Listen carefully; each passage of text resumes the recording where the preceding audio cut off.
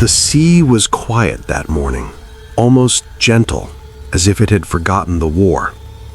A pale sun lifted itself from the horizon, and the sky carried that soft gray-blue color that feels like a held breath. Out there, where water met light, something was always about to happen. The men on the deck could feel it, they just didn't speak about it. Lieutenant Daniel Harper stood near the railing of the carrier, helmet resting against his hip.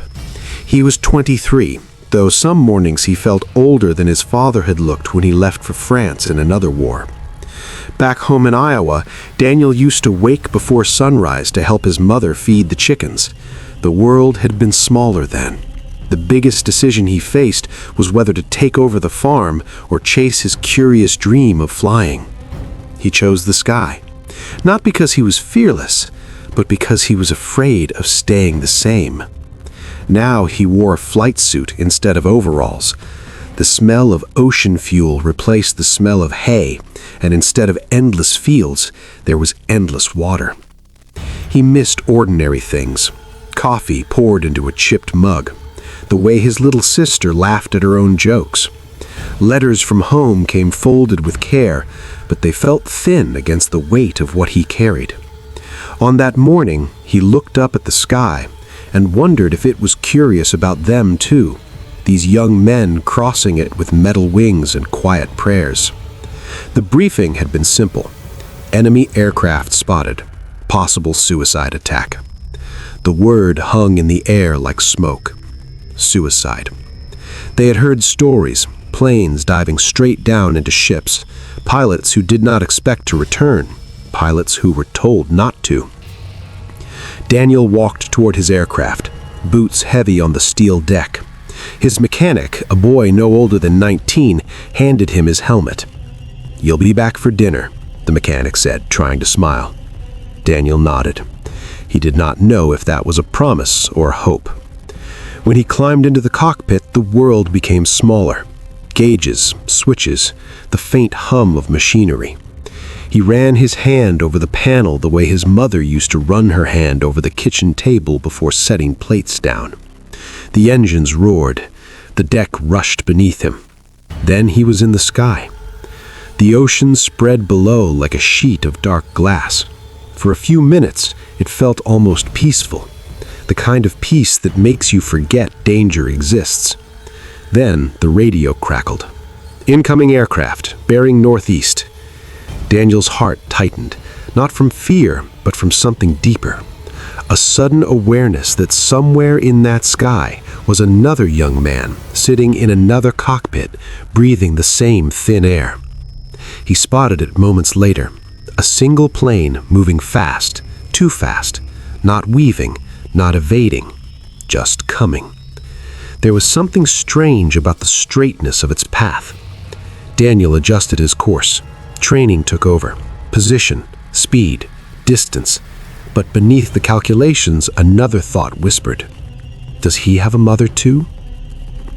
The Japanese plane did not turn. It did not fire. It descended. In that instant, time stretched. Daniel could see the shape of the other aircraft clearly now.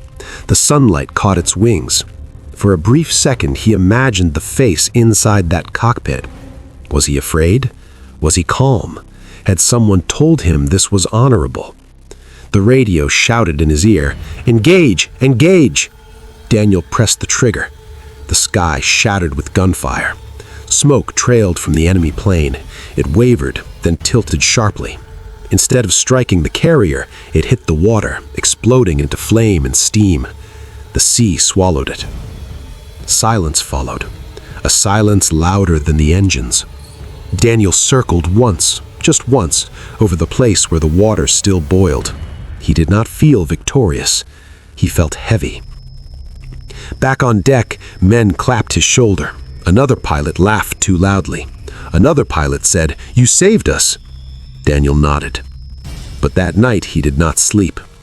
He lay in his bunk listening to the low hum of the ship. The ocean pressed against steel walls. Somewhere out there, beneath dark waves, rested a young man who had also taken off that morning. Daniel imagined a small house in Japan, a mother folding laundry, a father working quietly, a letter written in careful characters.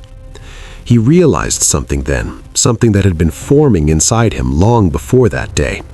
War does not erase humanity. It only hides it behind uniforms. The next afternoon, another alert came, another possible attack. Daniel walked toward his plane again, but something inside him had shifted. He no longer saw enemies as shadows. He saw suns. He still flew. He still defended his ship, his crew, his country. But when he looked into the sky, he carried a different understanding. Courage was not only about pulling a trigger, it was about holding on to your humanity while doing what you must. Weeks later, during a heavy engagement, Daniel's own plane took damage. Smoke filled the cockpit. Controls stiffened. He knew he wouldn't make it back to the carrier. The ocean rose toward him. He ditched the plane as smoothly as he could. The impact slammed through his body. Cold water rushed in. For a moment, panic clawed at him. Then hands pulled him free. American sailors dragged him aboard a destroyer. He lay on the deck, coughing, staring up at the open sky. Alive. The same sky. The same sea. He thought about the pilot who had not been pulled from the water. The difference between them had been inches, seconds, luck.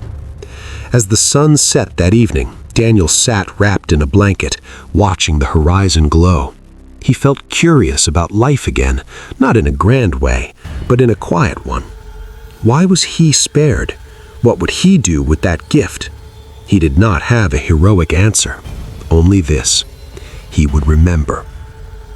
He would remember that even in war, hearts beat the same, that fear feels the same, that longing for home sounds the same in any language.